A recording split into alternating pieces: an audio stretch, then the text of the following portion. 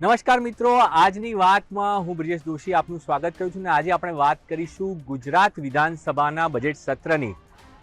ગુજરાત તકની આ વિશેષ રજૂઆતમાં આપણે રોજ એક મુદ્દા ઉપર વાત કરતા હોઈએ છીએ અને આજે એ મુદ્દો છે ગુજરાત વિધાનસભાની અંદર બજેટ સત્રમાં પૂરક માંગણીઓની ચર્ચાનો.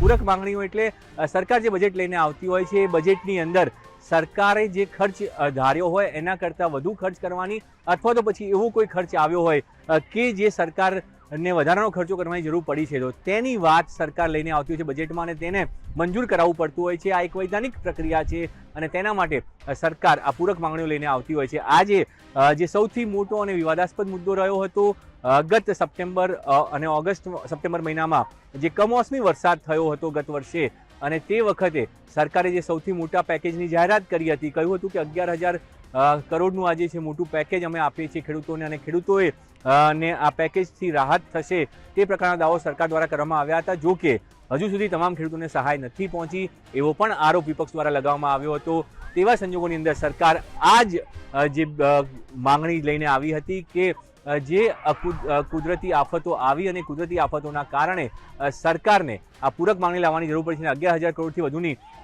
બજેટ મંજૂર કરવા માટે આજે પૂરક માંગણી રજૂ કરવામાં આવી હતી. વિપક્ષમાંથી જે કોંગ્રેસના નેતા છે શૈલેષ પરમાર ઉપનેતા, તેમના દ્વારા દાવાઓ કરવામાં આવ્યા હતા. સરકારને ઘેરવાનો પૂરો પ્રયાસ થયો હતો. બીજી તરફ આપમાંથી ચેતર વસાવાએ પણ સરકારને ઘેરવાનો પ્રયાસ કર્યો, ગોપાલ ઇટાલિયાએ પણ પ્રયાસ કર્યો કે આ જે માંગણીઓ કરવામાં આવી છે એ માંગણીઓની સામે સરકારને સવાલ ઉઠાવવામાં આવ્યા કે સરકાર આટલું બજેટ લઈને આવે છે તેની સામે ખર્ચો એટલો નથી થતો અને ખર્ચો બિનજરૂરી થાય છે, જેના કારણે ખેડૂતોને આ પ્રકારની જે સહાય તેના માટે પૂરક માંગણીઓ લાવવી પડે છે.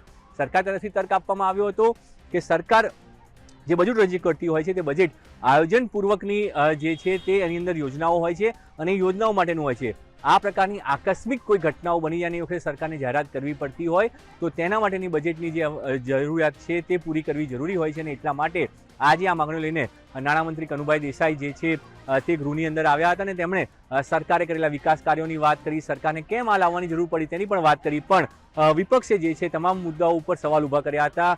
શૈલેષ પરમારે કહ્યું કે ગુજરાતનો જે વિકાસ દર છે એ વિકાસ દર ગત વર્ષ કરતાં 1% ઘટ્યો છે અને સરકાર વિકાસના દાવાઓ કરી રહી છે. બીજી તરફ તેમણે કહ્યું કે કેન્દ્ર તરફથી જે યોજનાઓ માટે ફંડ આવતું હતું એ ફંડમાં પણ ઘટાડો થયો છે. તો તમે તો કહેતા હતા કે વિપક્ષ એવો આરોપ લગાવ્યો કે સરકાર તો એવું કહેતી હતી કે ત્યાં પોતાની સરકાર છે, ડબલ એન્જિન સરકાર છે તો વધુ સહાય મળવી જોઈએ એની જગ્યાએ જે યોજનાઓ પણ જે છે કાપ મૂકવામાં આવ્યો છે, ગુજરાત સરકારને કાપ મૂકવામાં આવી રહ્યો છે તો તે પ્રકારની વાત પણ વિપક્ષ દ્વારા ઉઠાવવામાં આવી. ચેતર વસાવાએ પોતાના વિસ્તારની પણ વાત કરી કે તેમના વિસ્તારમાં અનેક એવા રસ્તાઓ છે કે જે વર્ષો નથી બન્યા. ખુદ સાંસદના વતનમાં 4 વર્ષથી રોડ ન બન્યો હોવાનો દાવો પણ ચેતર વસાવાએ કર્યો. વિપક્ષનો મુખ્ય આશય એ હતો કે સરકાર પૂરક માંગણીઓ કરી રહી છે પરંતુ જે યોજનાઓ માટે વિકાસ કાર્યો માટે ફંડ ફાળવવામાં આવે છે તેનો પણ ઉપયોગ નથી થતો. આજે પણ ગુજરાતના એવા કેટલાય વિસ્તારો છે કે જ્યાં સરકાર વિકાસ નથી પહોંચાડી રહી. આ આરોપ વિકાસના નામ ઉપર જે છે વિપક્ષે લગાવ્યો હતો કે સરકાર દાવાઓ તો અનેક કરે છે કે વિકાસ માટે આટલું ફંડ ફાળવ્યું, આ યોજના લાવ્યા, આ પ્રકારની યોજનાઓ હતી, આ યોજનાઓથી આ લાભ થયો. પણ મુખ્ય મુદ્દો જે હતો કે વિપક્ષનો સવાલ હંમેશા એ રહેતો હોય છે કે સરકાર તમામ દાવાઓ છતાં જે મુખ્ય માંગણીઓ સરકારની હોય છે અથવા તો મુખ્ય દાવાઓ હોય છે વિપક્ષની માંગણીઓ સ્વીકારવામાં નથી આવતી. વિપક્ષ જે મુદ્દાઓને લઈને સરકારને કહેતું હોય છે કે તમે આ મુદ્દોને લઈને કામ કરો જેથી કરીને પ્રજાના પ્રશ્નો હલ થાય. વિપક્ષનું મુખ્ય કામ છે પ્રજાના પ્રશ્નો સરકાર સુધી પહોંચાડવાનું, પણ સરકાર આ વાત ન સાંભળતી હોવાની વાત પણ વિપક્ષ આરોપ લગાવતું હોય છે ને એટલા માટે આજે વિપક્ષની દ્વારા એ મુદ્દા ઉઠાવવામાં આવ્યા હતા કે વિકાસ દરમાં ઘટાડો થયો હોવા છતાં સરકાર દાવાઓની વાત કરે છે, દેવું વધી રહ્યું છે, જાહેર દેવું વધી રહ્યું છે તો સરકાર કઈ રીતે પોતાની આર્થિક સ્થિતિ મજબૂત હોવાનો દાવો કરે છે. આ પ્રકારના તમામ આરોપ કોંગ્રેસના ઉપનેતા શૈલેષ પરમાર દ્વારા લગાવવામાં આવ્યા હતા. આપમાંથી પણ એ કહેવામાં આવ્યું કે એવા કેટલાય વિસ્તારો જે ખુદ ગોપાલ ઇટાલિયાએ પોતાના વિસાવદર વિધાનસભા ક્ષેત્રની પણ વાત કરી કે ત્યાં પણ વિકાસને લઈને કેવી પ્રકારની સ્થિતિ છે તેનો ચિતાર એમણે રજૂ કર્યો હતો. બીજી તરફ ચેતર વસાવા પણ પોતાની વાત કરી રહ્યા હતા કે એમના વિસ્તારમાં પણ કયા પ્રકારની સ્થિતિ છે અને ત્યાં કેમ બદલાવ નથી આવતો. સરકાર જો આ પ્રકારના નાણાંઓની સહાય કરતી હોય તો એ નાણાંઓ કેમ ત્યાં નથી પહોંચતા, તે વિકાસથી કેમ વંચિત છે, એ પ્રકારનો આરોપ પણ વિપક્ષ દ્વારા લગાવવામાં આવ્યો હતો જેનો તમામ જવાબ નાણામંત્રીએ આપ્યો તો. નાણામંત્રીએ સ્પષ્ટ કહ્યું કે સરકાર જે યોજના લઈને આવે છે એ યોજનાઓ હેઠળ ફંડ ફાળવવામાં આવે છે અને એ ફંડ દ્વારા રાજ્યના તમામ વિસ્તારોને આવરી લેવામાં આવતા હોય છે। જે યોજના છે એ કોઈ એક વિસ્તાર પૂરતી નથી હોતી, એ તમામ વિસ્તારો માટે હોય છે। મુખ્યમંત્રી જે જાહેરાતો કરે છે એ ફક્ત શહેરી વિસ્તાર માટે કે નથી હોતું, એ તમામ વિસ્તારો માટે હોય છે અને એટલા માટે સરકાર કોઈ ભેદભાવ નથી કરતી। આ પ્રકારની વાત પણ નાણામંત્રી દ્વારા કરવામાં આવી। પણ નાણામંત્રીનો મુખ્ય મુદ્દો હતો કે જે રીતે આ કમોસમી વરસાદ પડ્યો અને તેના કારણે ખેડૂતોને નુકસાન થયું, તે નુકસાનને ભરપાઈ કરવી જરૂરી હતી। ખેડૂતોને કપરી સ્થિતિમાં ન મુકાવવું પડે એટલા માટે સરકાર દ્વારા સહાય કરવામાં આવી અને આ સહાય આકસ્મિક કરવી પડી, કારણ કે અચાનક વરસાદ કેટલાક વિસ્તારોમાં વધી ગયો, કેટલાક વિસ્તારોમાં કમોસમી વરસાદ થયો। વર્ષમાં 4 વખત ખેડૂતોને નુકસાન થાય તે પ્રકારની સ્થિતિ ઊભી થઈ। ખેડૂતો કોઈ દિવસ હેરાન ન થાય, જગતનો તાત દુઃખી ન થાય, એ સરકારનો પ્રયાસ રહ્યો છે એવો દાવો ખુદ નાણામંત્રીએ કર્યો અને તેમના દ્વારા કહેવામાં આવ્યું કે અત્યાર સુધીનું જે આ પ્રકારની ઘટનાઓ થઈ હોય, કુદરતી આફતો આવી હોય, તેમાં જે પ્રકારની સહાય આપવામાં આવી છે એવી સહાય ક્યારેય નથી આપી, તે પ્રકારની સહાય આ વખતે આપી અને એટલા માટે સરકાર આ માંગણીઓ લઈને આવી છે। જે મુદ્દા ઉપર સરકાર પોતાની માંગણીઓ, પૂરક માંગણીઓ લઈને આવીને પૂરક માંગણીઓ સરકારે મંજૂર કરાવી। સીધી વાત છે કે સરકાર પાસે બહુમત છે એટલે પૂરક માંગણીઓ મંજૂર થવાની જ હતી, પણ પક્ષ અને વિપક્ષ આ મુદ્દા ઉપર ચર્ચા કરતા હોય છે। તેની અંદર તેમના દ્વારા એ વિશેષ વાત કરવામાં આવી કે કઈ રીતે જે વિકાસ છે, વિકાસ ગામડા સુધી પહોંચી રહ્યો છે, નથી પહોંચી રહ્યો। વિપક્ષ સરકારને ઘેરવાની કોશિશ કરી રહ્યું હતું। વિપક્ષના જે ધારાસભ્યો હતા તેમની પાસે સમય બોલવાનો ઓછો મળતો હોય છે, કારણ કે સંખ્યાબળ ખૂબ ઓછું છે, પણ તેમ છતાં વિપક્ષના દ્વારા એ કોશિશ થઈ, એ પ્રયાસ થયો કે નાણામંત્રી પાસે સવાલો પૂછી શકે કે એમના વિસ્તારમાં કેમ વિકાસ કાર્યો નથી થયા, ત્યાં સુધી વિકાસ કેમ નથી પહોંચ્યો। તો અલગ અલગ મુદ્દાઓ લઈને વિપક્ષ દ્વારા સરકારને ઘેરવાની કોશિશ થઈ। બીજી તરફ સરકારે પોતાની વાત કરી કે અમે બજેટની અંદર જે જાહેરાતો કરી છે તે જાહેરાતોમાં કેટલા કામો થયા છે, કેટલા કામો પ્રગતિમાં હતા, તે તમામ વાત કરવામાં આવી। સરકારે કહ્યું કે અમારો વિકાસ ખર્ચ છે જે 64%થી વધુ, સરકારનું જે બજેટ છે 4 લાખ કરોડનું બજેટ આ વખતે સરકારે આપ્યું છે, એમાં 64%થી વધુ જે બજેટ છે તે વિકાસ કાર્યો પર ખર્ચ થવાનું છે। બાકીનું બજેટ જે છે એ સરકારના જે કર્મચારીઓ છે તેમના પગાર હોય, સરકારના જે વિભાગો ચાલી રહ્યા છે વિભાગોનો જે ખર્ચ હોય તે ખર્ચો સરકારનો હોય છે, જે બિન વિકાસલક્ષી ખર્ચ તરીકે ગણાતો હોય છે। તો બાકીનું બજેટ તે ભાગમાં પડતું છે, પણ 60%થી વધુ બજેટ સરકારનું વિકાસલક્ષી કાર્યોમાં જશે। એટલે કે પ્રજાને સીધું જે અડતા મુદ્દાઓ છે, પ્રજાને લગતા મુદ્દાઓ છે, એ મુદ્દાઓ માટે બજેટ વપરાવાનું છે, એવો દાવો પણ નાણામંત્રી દ્વારા કરવામાં આવ્યો। અને સરકાર હંમેશા એ વાત કરતી હોય છે કે વિકાસલક્ષી આયોજનો માટે સરકારનું વધુમાં વધુ બજેટ વપરાય, તે માટેનો આયોજન થતો હોય। સાથે જાહેર દેવાને લઈને જે વિવાદ થતો હોય છે, હંમેશા વિપક્ષ સરકારની મુદ્દા ઉપર ઘેરતું હોય છે કે તમે જાહેર દેવું કરો છો, દેવું કરી અને ઘી પીવાની વાર્તા કરી રહી છે। સરકાર દાવો કરતી હોય છે કે અમારું બજેટ આટલું મોટું છે, પણ તો પછી તમે કેમ દેવું લો છો? આ મુદ્દા ઉપર પણ વિપક્ષે સરકારની ઘેરવાની કોશિશ કરી। તો નાણામંત્રી દ્વારા એવું સાફ કહેવામાં આવ્યું કે જે દેવું કરવામાં આવે છે રાજ્યની આર્થિક સ્થિતિના આધારે હોય છે।